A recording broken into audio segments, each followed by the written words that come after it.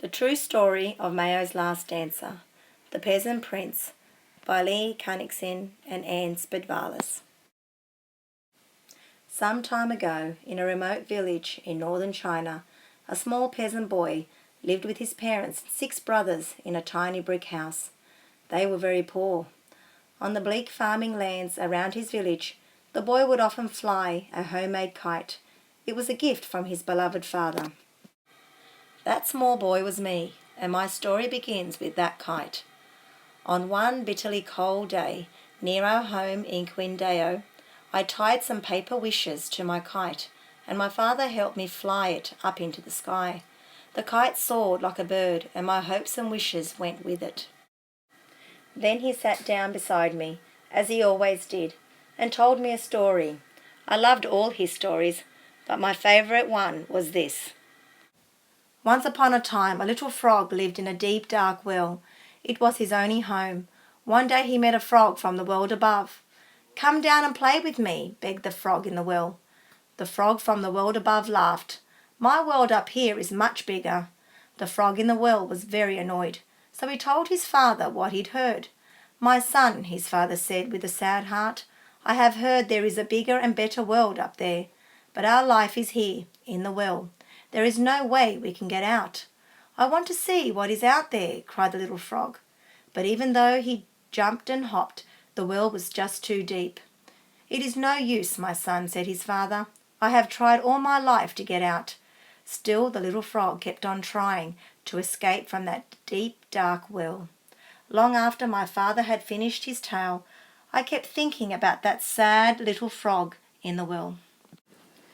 Back at our house, I would help my mother cook. It was our special time together. When we all sat down to eat, we would stare longingly at what little food there was. Every night our mother would pray that none of her sons would die from starvation.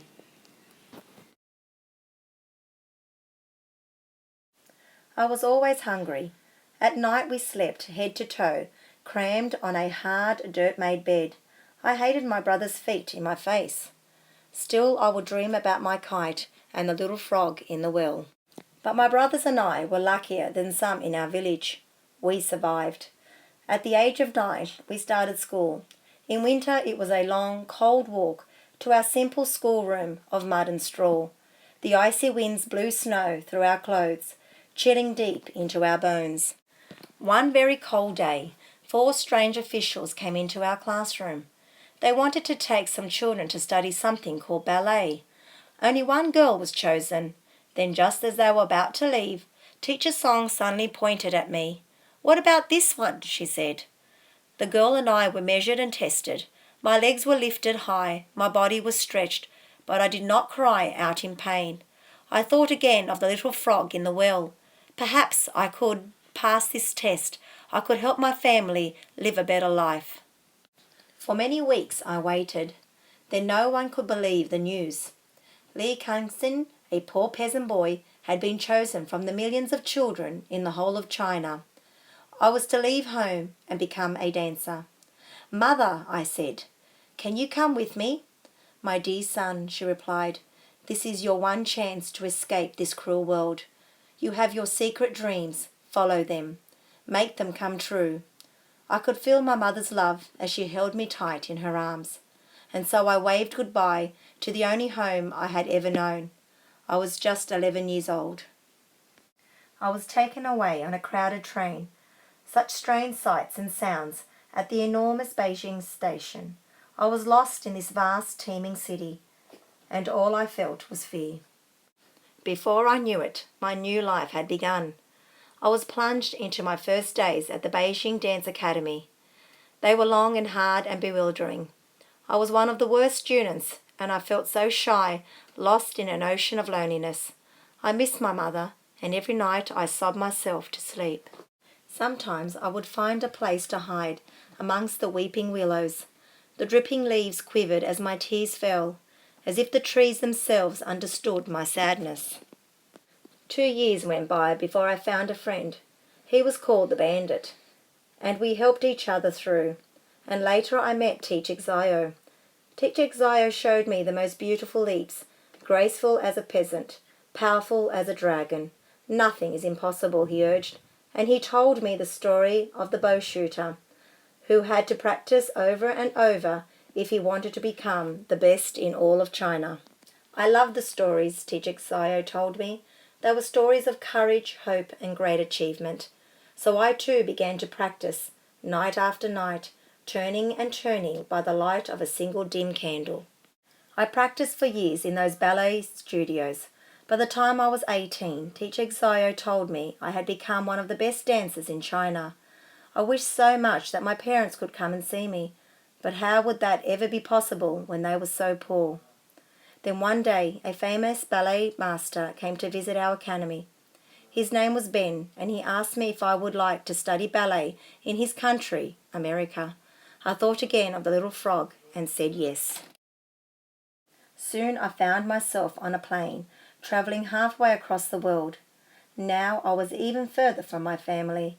I landed in a foreign city of huge highways and enormous buildings. I could not believe what I was seeing. It was not a bit like China.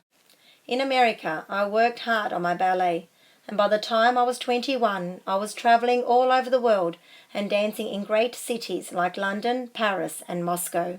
I had become a star. But every day I remembered my mother and father, and how lonely life was without them. It had been many long years since we'd been separated, and something was always missing in my heart. Then one day a wonderful thing happened. I learned that my parents could come from China to see me dance. Could it be true that after all this time I was to see them once more? It was the grand opening of the Nutcracker. In the dressing room I looked at my parents' precious photograph, as I always did. Soon I would see their faces, really see them, not just in a photo. My hands were trembling, my heart was beating fast. At last it was time to dance, and I leapt onto the stage. Suddenly, through a beam of light, I saw them, my dear mother and father, sitting in the audience. I saw their beautiful faces, I saw their sparkling eyes, and I saw their smiles so big and proud. "Our son, you did it," I could almost hear them say. "You followed your dreams and you made your wishes come true." Yes, I thought, it is true. I did it. And now we are together again at last. That night, the night I will never forget, my heart soared with happiness, and I danced the dance of my life. And so the little frog did get out of the well, but he never forgot where he came from. Even after all those years, the young man who had become a dancer would always remember that small boy, flying his kite on a bitterly cold day in a faraway place called Quindale.